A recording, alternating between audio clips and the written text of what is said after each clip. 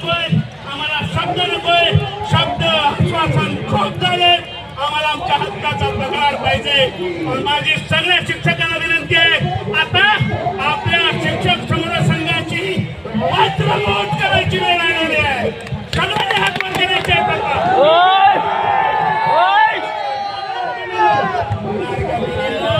वज्रमूठ करायची वेळ आलेली आहे।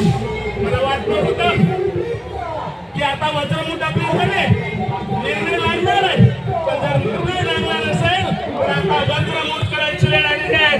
शिक्षक समन्वय संघाचे समन्वयक आपले बांधव जो निर्णय घेतील, माझी समन्वयकांना सुद्धा विनंती आहे की आता तुम्ही वज्रमूठ करून निर्णायक लढाईची सुरुवात करायची आहे। अल्टिमेटच्या सरकारला अरे ते का आम्हाला वेळ देतात, आता त्यांना तुम्ही वेळ द्या आणि 4 वाजेपर्यंत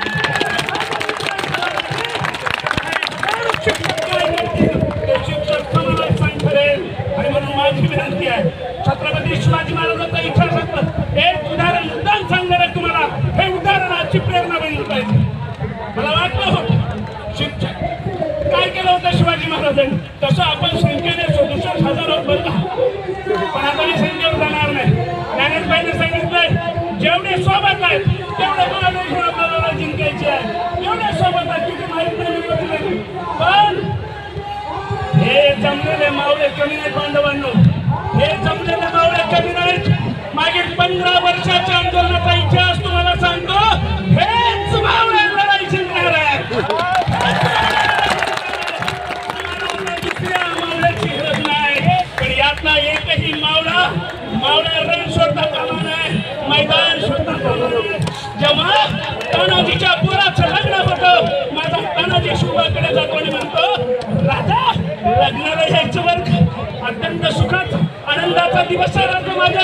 त्या क्षणाला छत्रपती शिवाजी महाराजाची नजर जाते कोंढाण्याकडे आणि शिवबा म्हणतात, नाही ताना तुमच्या मुलाच्या लग्नाला येऊ शकत नाही, कारण आम्हाला कोंढाणा जिंकायचा आहे। मी तुम्हाला आता घरी फोन करा आणि घरी फोन करून सांगा, कुणाला आईचा फोन येईल, कुणाला ताईचा फोन येईल, कुणाला प्रिन्सिपलचा फोन येईल, कुणाला पत्नीचा फोन येईल, कुणाला आपल्या मुलाचा फोन येईल, कुणाला आपल्या मुलीचा फोन येईल, त्यांना सांगा की आता मला कोंढाणा नावाचा टप्पा वाडीकर शासनाने जिंकायचा नाही, आता अजिबात माझा नाही। म्हणून तेव्हा तानाजी म्हणतोय, लग्नानंतर मिळण्याचं आधी कोंढाण्यावर भगवा फडवायचा। आणि त्या क्षणाला मुठभर मावळे एकीकडे सुरेश एकीकडे तानाजी, दोघे निघाले कोंढाण्याकडे। कोंढाण्यामध्ये कोण आहे?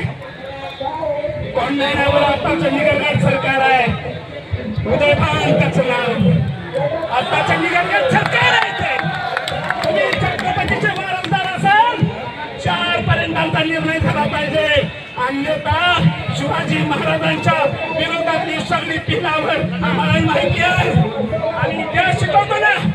अरे उदयभानाचे तुम्ही वारसदार आहात, कोंढाण्याला वेळा देऊन बसलात, पण आमच्याकडे तानाजी सूर्याजी नावाचे शिवरायांचे मावळे तो वेळा मोडून काढण्याची वेळ राहणार नाही। यासाठी फक्त एक करायचंय, लढता लढता जेव्हा तानाजी धारातीर्थी पडला, सगळे मावळे धावत होते, त्यावेळेस सूर्याजी नावाच्या मावळ्यांनी परतीची दोर कापून टाकली आणि सांगितलं, अरे मित्रा भागूबाई सारखं का पडताय, तुमचा बाप इथं मरून पडलाय, तोपर्यंत लढायचंय, एक तर उड्या टाकून मरा नाहीतर लढून मरा।